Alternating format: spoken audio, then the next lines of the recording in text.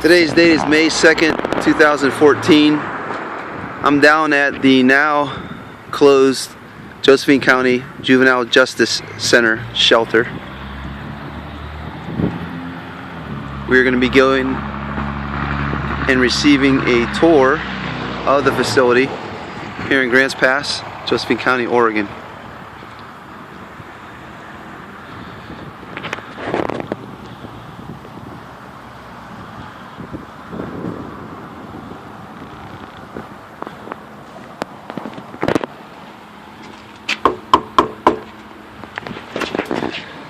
Well, hello. Welcome to the shelter. Come on in. Hi. What's your name? My name is Archie. Hi, Archie. I'm Bill. Come on in. Let me show you around the shelter. Okay. You've just come in the shelter entrance to our facility.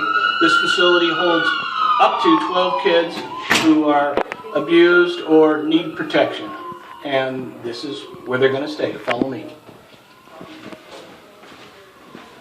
When was this shelter actually closed? The shelter was closed June 15th of 2012. Okay. The first thing a young boy or girl sees when they come in here is our nurse. The nurse will check them out, give them a clean bill of health, and then the staff will take over and issue them clothing and assign them a room and introduce them to everybody. And if they haven't been fed, they also receive a meal. And during the day, kids go through and receive schooling in our classroom. Now, our classroom is right here. As you can see, it's put up right now because it is closed, but we usually have a fully staffed teacher and an assistant that helps them through the day. Our teacher also assists on the other side at the detention side when her classroom work is done here during the day. The kids will spend about 6 hours in class, and then they go and do their chores throughout the facility. So, am I to understand what you're saying is that if a child comes in here and they need shelter because they're being abused physically or sexually, when they come in here, that during the regular days of the week, Monday through Friday, the child receives education as if he was going to school? Yes, they receive certified credits for being in school, and the subjects are covered are per their age group.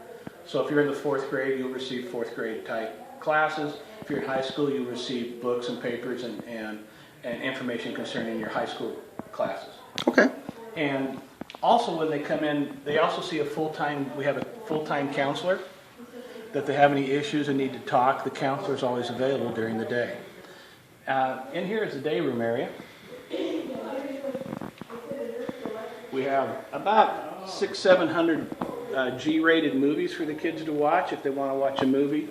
We have thousands of books in our library, as well as we have a fully staffed kitchen, and we also have a computer room for them to practice their computer skills. Each room will hold 4 residents. As you can see, we try to make the rooms look as homey as we possibly can. We provide them with comforters. Some of them even come in and we issue them stuffed animals, teddy bears, and things like that they can keep. So give them a little bit of feeling of home away from home. So they come in here and they get assigned a bunk? A bunk? Yeah, and a little cupboards there to stick their personal items in. They're not allowed any sharp items, and they are allowed to have reading books and occasionally utensils to write with. So generally, how old are the children that come to the shelter? We've had anywhere from about, in my stay, from about 10 years old all the way up to 17. Once they turn 18, we help them find someplace to live outside of this facility. So generally, how long is a typical stay, or does it vary? It varies. Typically, it's usually around 30 days to find them a home to go to, or get them back into their home that they came from. We've had them stay 30 days and longer, up to a year. Some of the ones I know have been here a year. Okay. When they leave, when they show up, they're crying, and when they leave, they're crying. Wow. And because we've given them hope, we've given them a home, and we've given them love and fatherly and motherly type support. So how many bedrooms, such as the one we just saw, are there here? Well, When we were fully staffed, we had 4 bedrooms, and we would hold up to 16 residents. So is this another bedroom here? That's another bedroom. It's obviously that they're empty. Yeah. This is a co-ed facility. You would also find that you had one room would be all boys, one room would be all girls, and we were very strict in the rules and when they could come out of their room and when they could go in their room.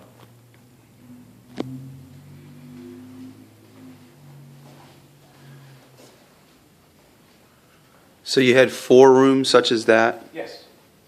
You have 4 rooms such as that.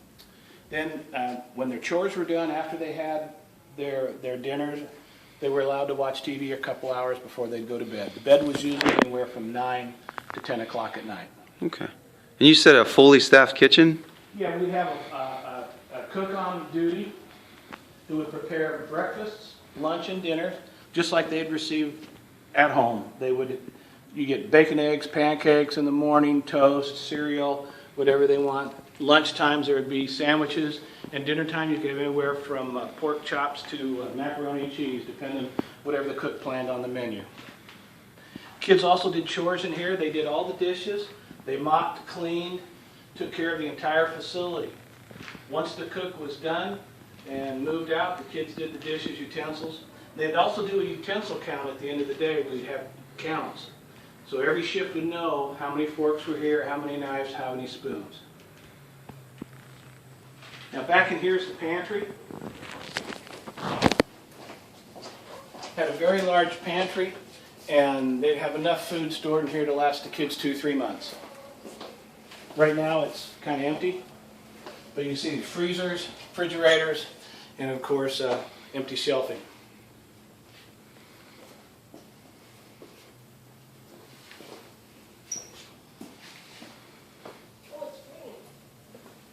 In the evenings, Archie, the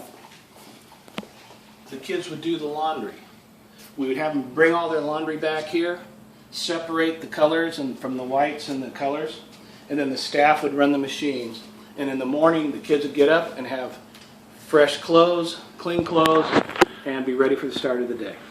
So basically you have all of the same things a child might have at home with respect to a laundry facility, a kitchen, looks like a living room area, and obviously a bedroom. Yes, it's basically, we try to provide for all the kids that come here a home-friendly environment, a stress-free environment. Excellent.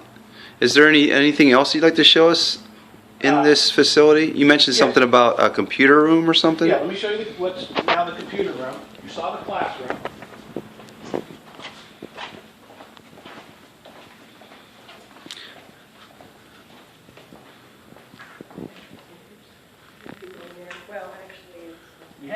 This is the computer room, room 1. At one time, we had computers in here. Well, we removed the computers and brought in laptops because that was the easier and better thing for the kids to handle, plus they were donated to the shelter. And so the kids could work at these desks, do their classroom homework, research, or just surf the web. Of course, everything was checked by the staff and ensured that they would stay within the right parameters while they were on the internet. And this room was your most used room in the whole facility. Outside, we played basketball in the parking lot because they did not have a really playground for the kids in the shelter. So we have a basketball hoop out on the parking lot. They play out there, everything from frisbee to catch to whatever, a little bit of basketball. Inside they could play ping pong. Wow. And this room up here on the left is the entrance for visitors. The visitors would come in the outside door. Watch that door there. Visitors would ring the doorbell, intercom, they'd tell us who they wanted to visit. Now, outside visitors weren't allowed into the shelter or the detention. They would sit here and wait until the person they wanted to visit was available for them to visit. Sometimes they would have appointments made by their PO or DHS where the kid would go out with their parents for the afternoon. Now, if your kid was locked up in detention, then the parents would go to a special room, which I'll show you later, is where they could meet with their child one-on-one Okay, great. So that pretty much, as far as the shelter side of it, that pretty much demonstrates the whole process, it seems like. Now, the other kicker is we have a booth up here where that our yes sign is. And so what's going on here today? It looks like you're having an open house. Right, we're having an open house to give the public a view of what they lost on June 15th, 2012. This facility, which would have anywhere from 16 to 22, 3 kids in it, is sitting vacant now. About a $3 million facility that's empty. They had a cable TV as well. And what I'd like to show you next, after you have a good view of this, is the detention site. If you follow me. So what's the difference between the detention side and the shelter side? The detention side is where they are locked in their room and they're only allowed out for an exercise period or for school. And if they're having bad behavior, they go right back into their room and they're locked in.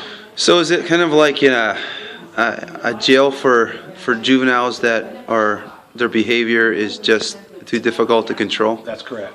Okay. And the detention side does not associate with the shelter side. Okay. All right. So you could have someone that's in the shelter side have nothing. They have absolutely. If you're a child that's on the shelter side, you have nothing to do with the child that's on the detention side. That's correct. Okay. Two different facilities under one roof. Right. This booth right here is the heartbeat of the facility.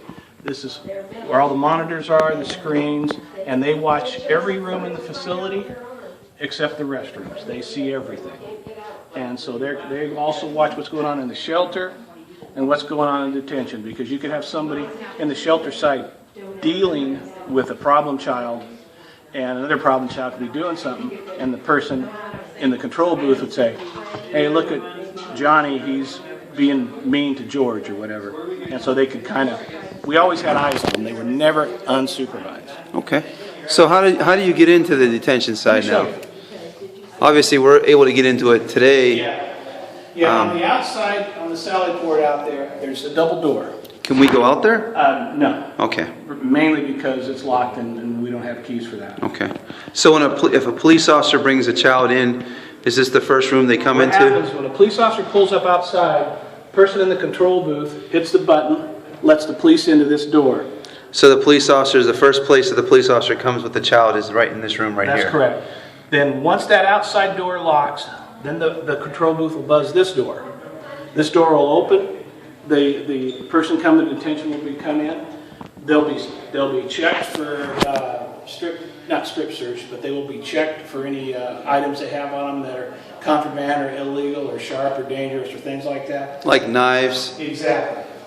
And then we'll put them in the holding cell. And this is the holding cell right here? Right. And this again is controlled from the control booth. Now we'd be able to open it if there was somebody in the control booth. Control booth is the only one though. There is a master key, but we don't carry it on us because if somebody was to overpower us, they could use the key to get out. Is there a way we can get a better look of the this detention room right here? Yeah, hold on a second. Let's see if this door is open. Why don't you stand right there and I'll pop the door open for you. Sounds good.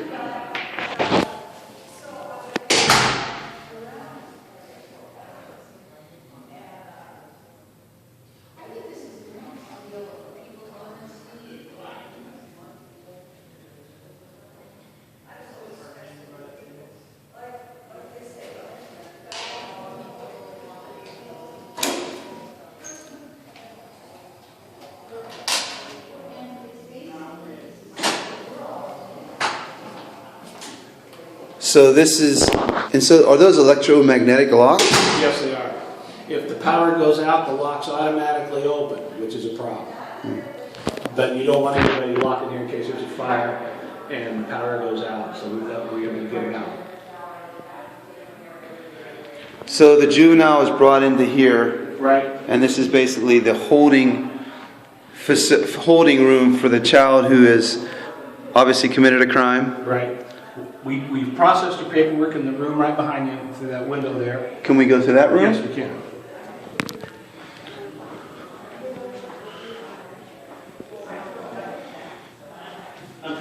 there's no light in here. That's okay.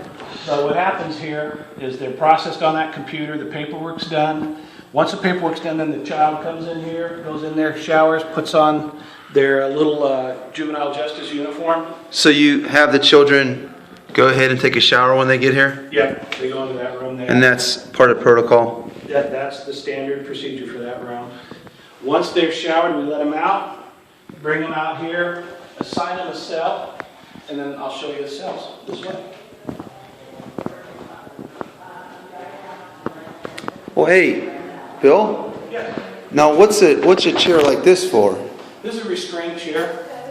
This is very seldom used for one because it's not used that often, but when it is needed, it will control a young kid who's out of control or maybe on some type of substance where they've lost total control of their facilities.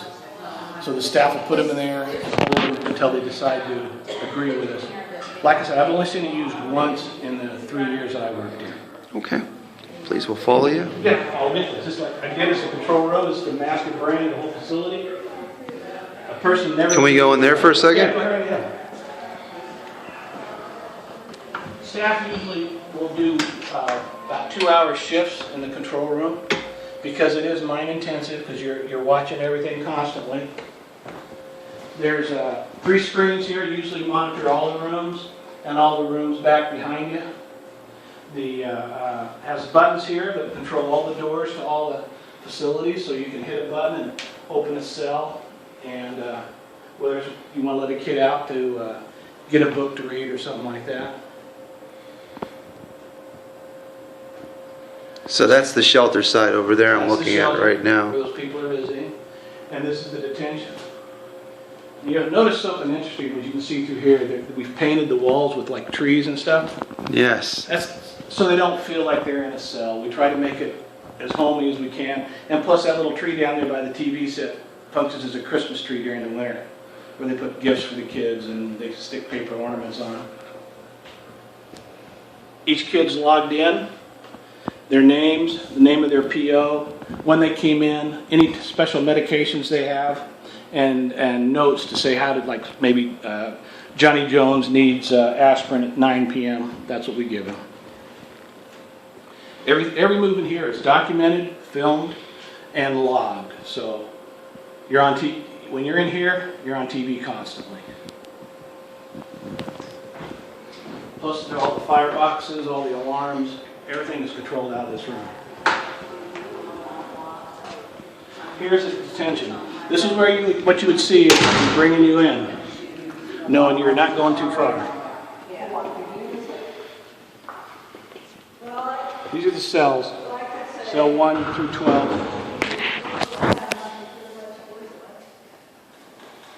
Well, no, every vote counts, and we really appreciate that. Let me show you the visiting room while we have somebody in there. Okay. Well, maybe I won't.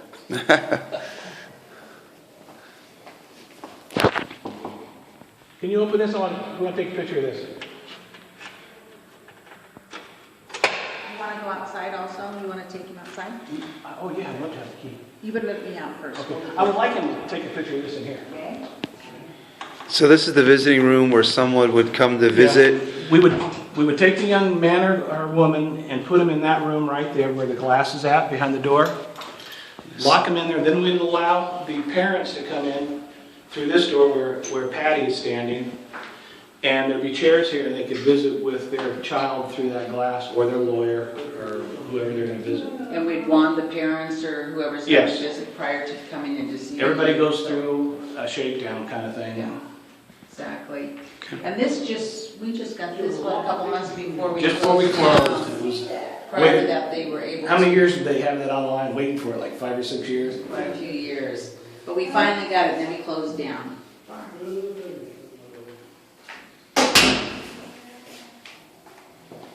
Here's what a typical cell looks like. This is cell 1. Some of the cells that we have also have windows that we can close in front of them so that the person can't see out. And that's when they're making faces or threatening somebody. We usually shut off all access to the outside to them. They're given So this a is little a- bar of soap when they come in here. They have a little bar of soap that goes right here that barely fits in that little holder. They have a little bit of toilet paper, their sink, and their toilet. So this is a big difference compared to the shelter side. Right. There is a camera in every cell, but the only thing is when the camera's on, the camera won't show them on the facility here. Mm-hmm.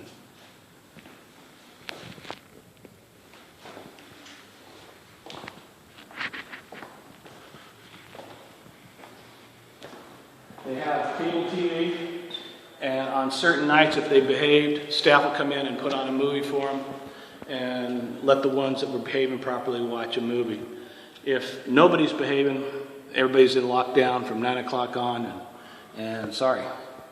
So that it can be pretty rough in here when they're acting up. But usually the seasoned veterans that have been in here a while make sure nothing happens because they want their TV. They want special privileges while they're locked up here, and that's a big motivator. If you'll notice, we have a phone over there. That wall phone is for incoming calls only, and they're allowed one incoming call in the evenings for 10 minutes. So what will happen, a parent will call, we'll buzz number one, let him out of his room, he'll come over, and then when we buzz the phone, he'll pick it up and be able to talk for 10 minutes to a family or relative. Some of the rooms are capable of having 2 people in the same room, but usually for safety precautions, we never put more than 1 per cell. So how many total beds are there here again as far as on the detention side? There's 12 total beds, but we never have more than 11 in any of them.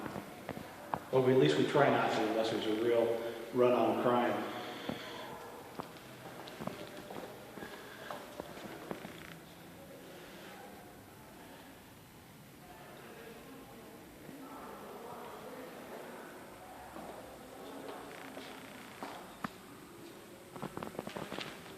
You can tell the control room sees all.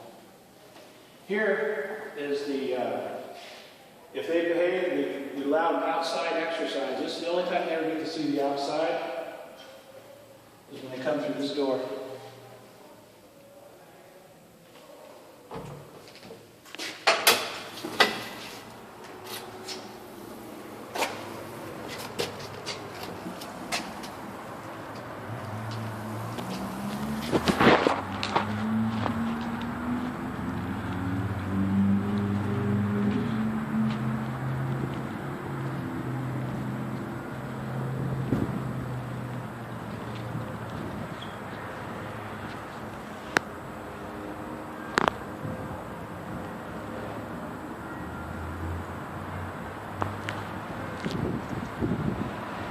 This is the only outside exercise they get. They'll usually get 2 half-hour exercises a shift, and a shift is the morning shift and then of course the afternoon shift.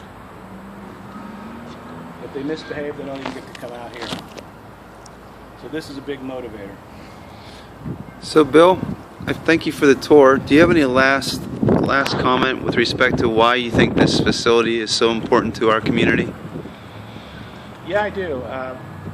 You're affecting people for the rest of their lives when they come here. Some of them have never been really treated like human beings. Some of them we pull away from abusive parents or friends or strangers that have worked their way into their lives. Many kids are living with their grandparents or runaways, and we stabilize them, we get them the professional help that they need, and then we make them productive citizens. This place, if you've ever been here and visited these kids like many of local residents have, it's a real heartbreaker. And it will break your heart. I came here not knowing what to expect, and I left here a believer. And trust me, Grants Pass, Josephine County needs this facility. When this place was closed, the director of this facility received a message from Salem saying that Oregon has just lost the best facility for juveniles in the state. That's quite a compliment to the leadership and the team of Josephine County Juvenile Detention. Well, thank you very much for You're your time, welcome. Bill.